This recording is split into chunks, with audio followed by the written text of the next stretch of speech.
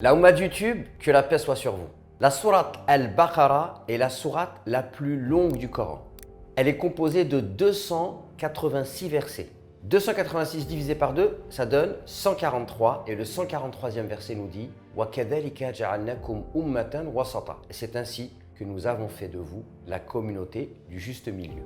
La sourate Al-Baqarah comporte le verset le plus long du Coran, qui tient sur une page, c'est le verset 282. Et la sourate Al-Baqarah comporte également le verset le plus grandiose du Coran, le verset 255, qu'on appelle Ayatul Kursi. La sourate Al-Baqarah regorge de merveilles à découvrir et de mystères à élucider. Dans cette vidéo, je vous propose de vous en dévoiler quelques-uns. Restez avec moi.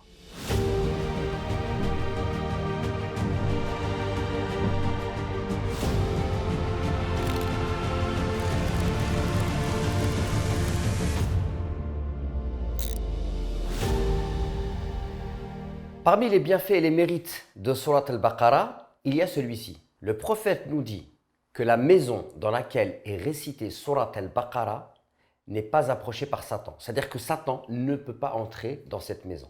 S'il n'y avait comme bienfait qu'on pouvait accorder à Surat Al-Baqarah que celui-ci, alors il serait amplement suffisant. Je profite de cette vidéo pour vous dire que très prochainement, je vais proposer un séminaire de formation totalement gratuit sur 5 jours autour de Surat Al-Baqarah. Je vais vous aider en étudiant Surat Al-Baqarah à trouver votre mission de vie. Trouve ta mission de vie à la lumière des sagesses de Surat Al-Baqarah. Je vous mets toutes les informations ici. La première chose que j'aimerais vous faire découvrir, c'est que Surat Al-Baqarah vient répondre à une demande que l'on fait dans Surat Al-Fatiha. Vous savez que quand vous ouvrez le Mus'haf, quand vous ouvrez le livre d'Allah, il y a la première sourate sur laquelle vous allez tomber, c'est l'ouverture, Surat Al-Fatiha. Et dans Surat Al-Fatiha, eh bien, on exprime une demande à Allah subhanahu wa ta'ala, qui est la plus grande demande que l'on peut faire. On dit que Surat Al-Fatiha comprend en son sein la plus grandiose invocation que le croyant peut faire. Et cette invocation, c'est « Ihdina sirat al-mustaqim » « Guide-nous dans le droit chemin ». Et Surat Al-Baqarah vient répondre à cette demande. Dans Surat Al-Fatiha, on demande à Allah la guider et Surat Al-Baqarah vient nous apporter cette guidée. Elle nous dit Alif Lam Mim, Dhalika al-kitabu la rayba fi, Hudan lil muttaqin. Donc Surat Al-Baqarah vient répondre à la demande que l'on fait dans Surat Al-Fatiha. Surat Al-Baqarah vient nous expliquer que la clé de cette guidée, c'est le Coran. Mais ce n'est pas tout. Cette sourate nous explique que la clé du Coran, c'est la taqwa. Et qu'est-ce que c'est que la taqwa? C'est la pleine conscience de la puissance et de la présence divine. Celui qui cherche la guidée, il doit la chercher dans le Coran. Mais comment? En ayant une lecture dans laquelle il a pleinement conscience que c'est Allah qui est en train de lui parler. Et ainsi, celui qui lit le Coran en ayant pleinement conscience que Allah subhanahu wa ta'ala s'adresse à lui, alors il trouvera la guidée à travers cette lecture. Surtout, restez bien jusqu'à la fin, parce que je vais vous dévoiler un secret de Surat Al-Baqarah qui va illuminer votre cœur.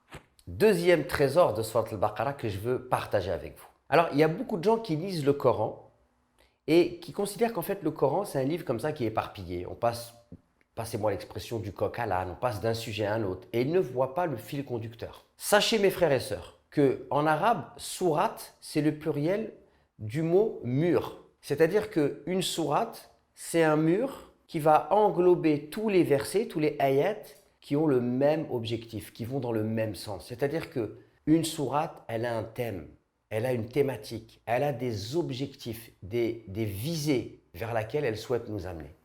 Et Surat Al-Baqarah, il y a un thème qui est extrêmement fort. C'est ce qu'on appelle Al-Khilafa. C'est-à-dire, Surat Al-Baqarah vient nous dire que les hommes sont responsables de la terre. Nous avons un rôle à jouer.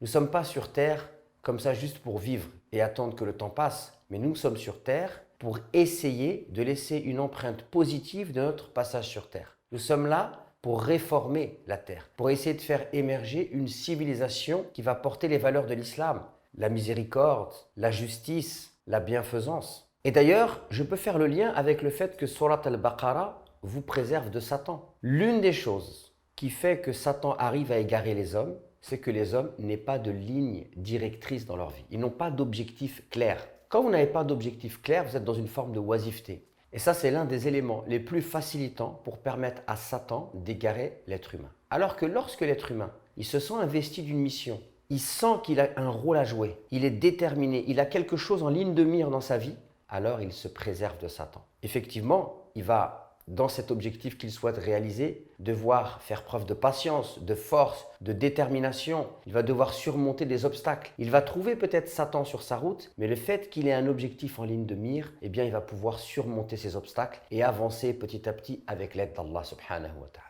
Qu'est-ce qui me permet de dire que Surat al-Baqarah a pour thématique le fait que les hommes sont responsables de la terre? Eh bien, tout simplement parce qu'il y a un passage dans Surat al-Baqarah où on nous parle de la création du premier homme. Et Allah subhanahu wa ta'ala nous dit وَإِذْ قَالَ رَبُّكَ لِلْمَلَائِكَةِ إِنِّي جَاعِلٌ فِي الْأَرْضِ خَلِيفَةً. Et lorsque ton Seigneur dit aux anges, je vais certes nommer un khalife sur la terre, c'est-à-dire un responsable de la terre. Et par la suite, le Coran va nous conter l'histoire des enfants d'Israël parce qu'il va nous raconter l'histoire d'anciens peuples à qui Allah a confié cette mission sur terre. Certains ont réussi, d'autres ont échoué. Ceux qui ont réussi, on va voir pourquoi ils ont réussi, dans quel contexte. Ceux qui ont échoué, on va également voir pourquoi ils ont échoué, dans quel contexte, afin qu'on puisse en tirer les leçons, nous, aujourd'hui, dans notre vie.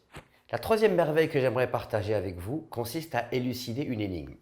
L'énigme, elle est la suivante. Surat al-Baqarah, comme je vous l'ai dit en introduction, c'est 286 versets. L'histoire de la vache n'est racontée que dans 7-8 versets, pas plus. Cela ne constitue même pas 3% de la sourate. Pourquoi Allah subhanahu wa ta'ala a donc appelé cette sourate la vache? Il y a un fil conducteur à trouver. Le fil conducteur, il est le suivant. En fait, les enfants d'Israël, un jour se sont réveillés et ils ont trouvé un homme mort. Que sont-ils partis faire? Ils sont partis voir leur prophète. Et lui ont dit, voilà, on a trouvé un homme mort, dis-nous qui l'a tué. Et cette attitude est une attitude mauvaise. Pourquoi?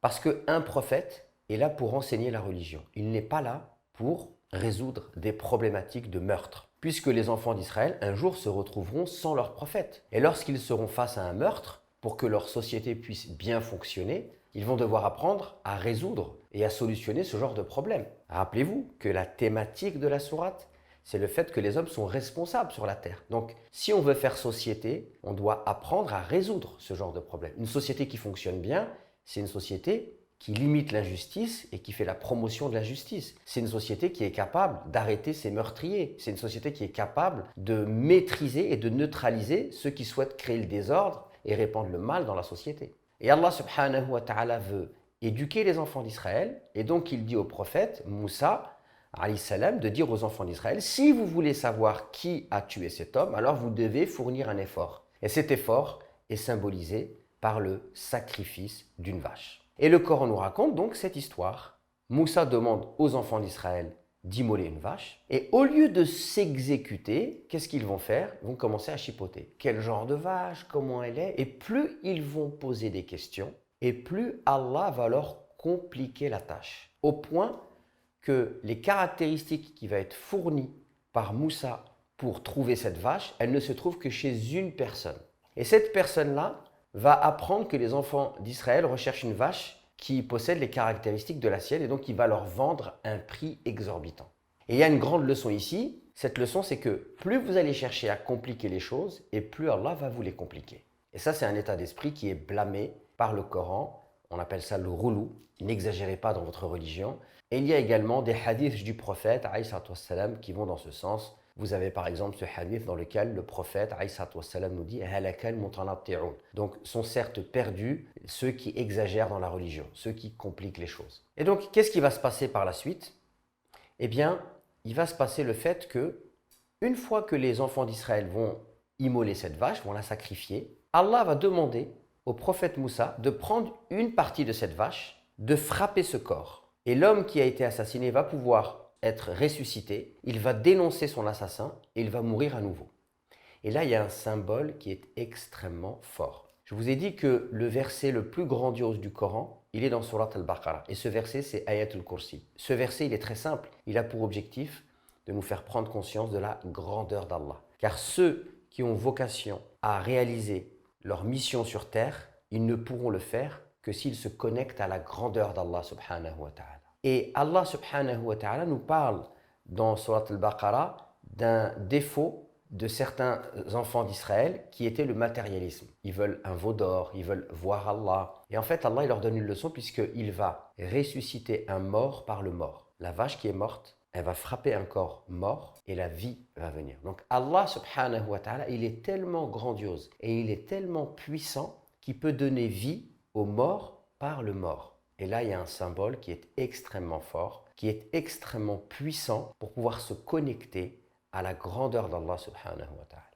Donc Allah subhanahu wa ta'ala a appelé cette sourate la vache parce que cette histoire de la vache symbolise ce dont les hommes ont besoin pour pouvoir réaliser leur mission sur terre, à savoir se connecter à la grandeur d'Allah et surtout rester dans l'écoute et l'obéissance à Allah subhanahu wa ta'ala, as-sam'u wa ta'a. Et d'ailleurs, vous pouvez voir que as-sam'u wa ta'a, nous avons écouté, nous avons obéi, c'est la conclusion de Surat al-Baqarah. Voilà, j'espère que cette vidéo vous sera pleinement profitable. N'oubliez pas de vous inscrire au séminaire autour de Surat al-Baqarah et de la manière de réaliser sa mission de vie à la lumière des sagesses de Surat al-Baqarah. C'est gratuit et je vous dis à très vite pour de nouvelles vidéos.